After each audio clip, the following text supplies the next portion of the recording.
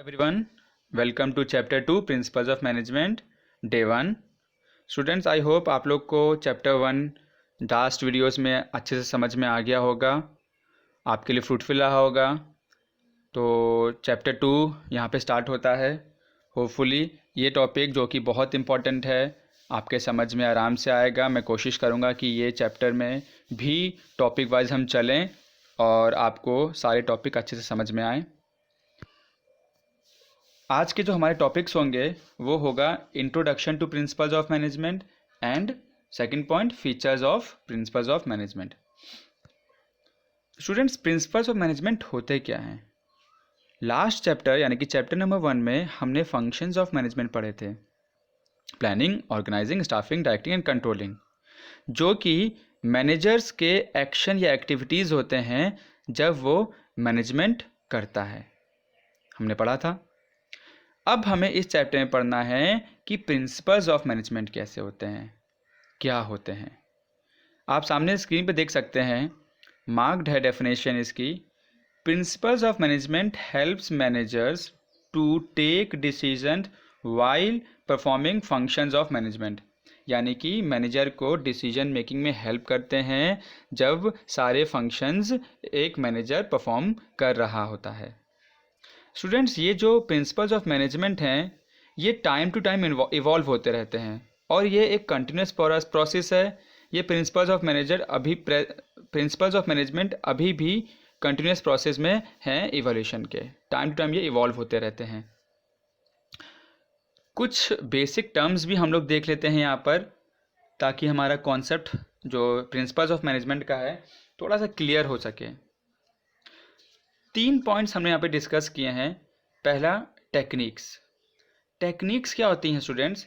Techniques वो procedures और methods होते हैं जिसमें सीरीज ऑफ स्टेप होते हैं ताकि गोल को, हमारा जो डिज़ायर्ड गोल है, हम उसको पा सकें।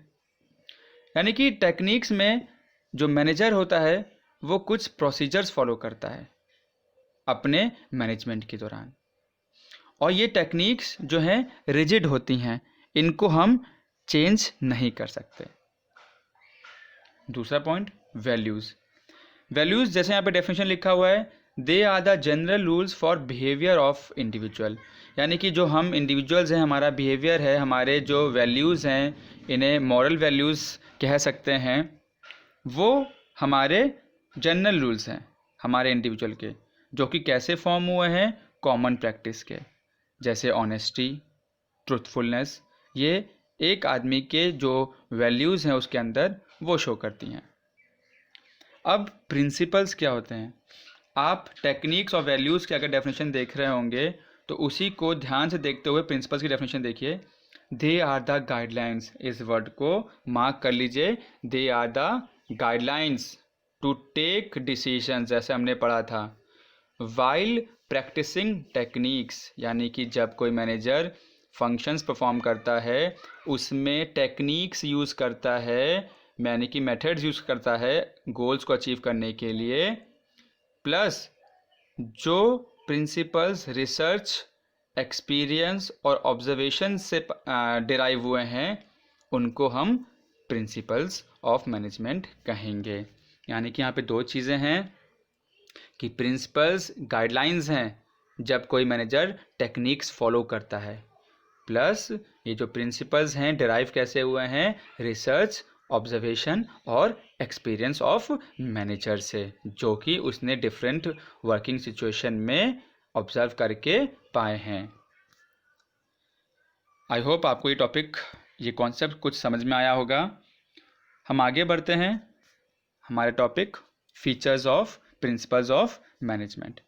स्टूडेंट, प्रिंसिपल्स ऑफ मैनेजमेंट के कुछ फीचर्स हैं जो कि फॉलोइंग पॉइंट्स आपको बताएंगे। पहला पॉइंट है universal applicability.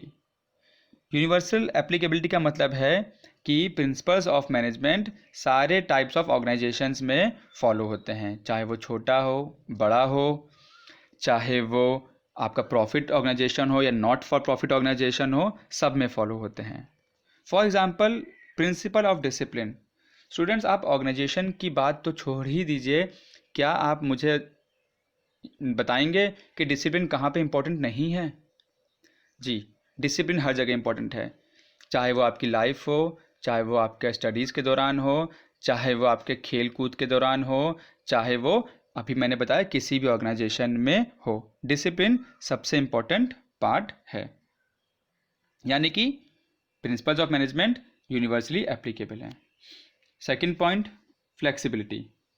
Students, principles of management अभी मैंने बताया फ्लेक्सिबल हैं, टेक्निक्स रिजिड हो सकती हैं, लेकिन उन टेक्निक्स को परस्यू करने के लिए फ्लेक्सिबिलिटी होना ज़रूरी है। यानी कि वो प्रिंसिपल्स आराम से मॉडिफाई किए जा सकते हैं मैनेजर द्वारा किसी भी गिवन सिचुएशन में। For example, principle of centralisation and decentralisation.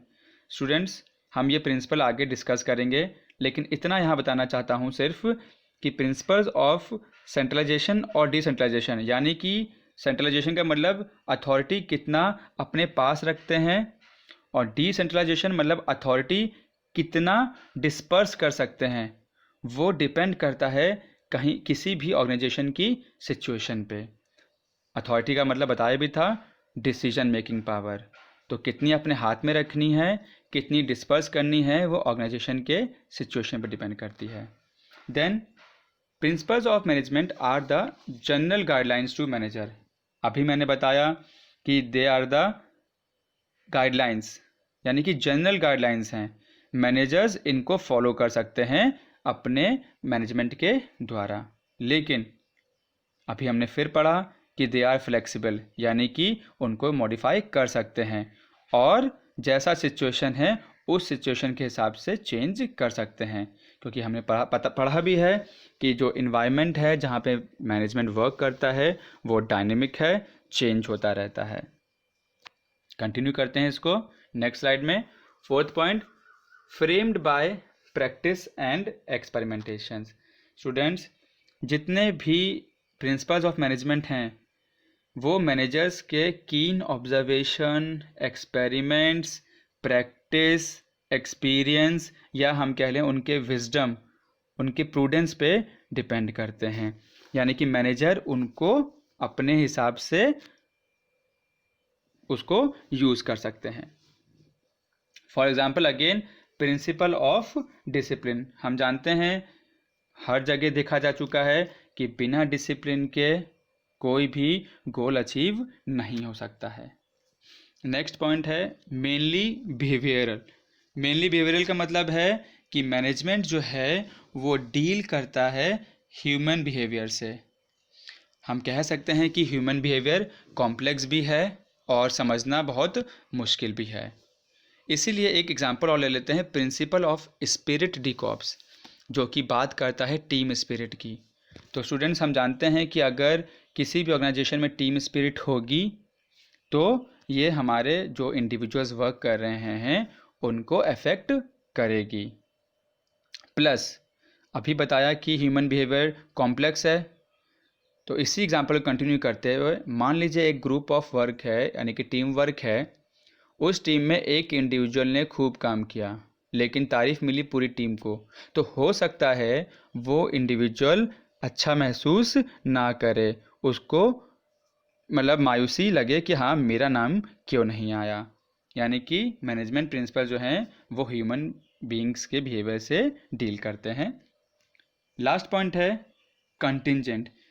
Principles of management contingent हैं, यानी कि वो प्रिवेलिंग सिचुएशन में अलग डिपेंड करते हैं, यानी कि उस टाइम की सिचुएशन कैसे है और उस टाइम पे हमें कैसे करना है।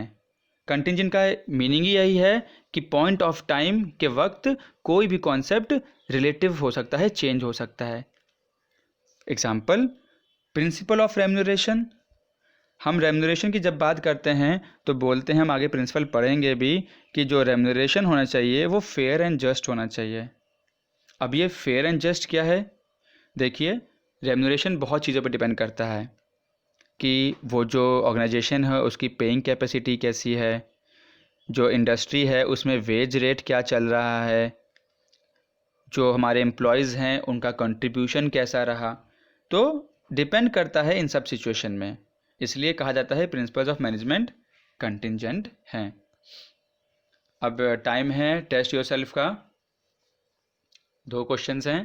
पहला, principles of management are not, ये एक एमसीक्यू क्वेश्चन है, आपको बताना है यूनिवर्सल, फ्लेक्सिबल, एब्सोल्यूट या बिहेवियरल, यानी कि प्रिंसिपल्स ऑफ मैनेजमेंट इनमें से क्या नहीं है।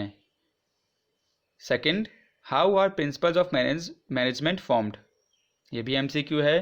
पहला, observation of manager, experiences of manager, experiments done by manager या एनी और above all.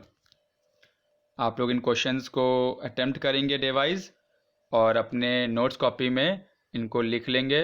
Okay, thank you students, God bless you.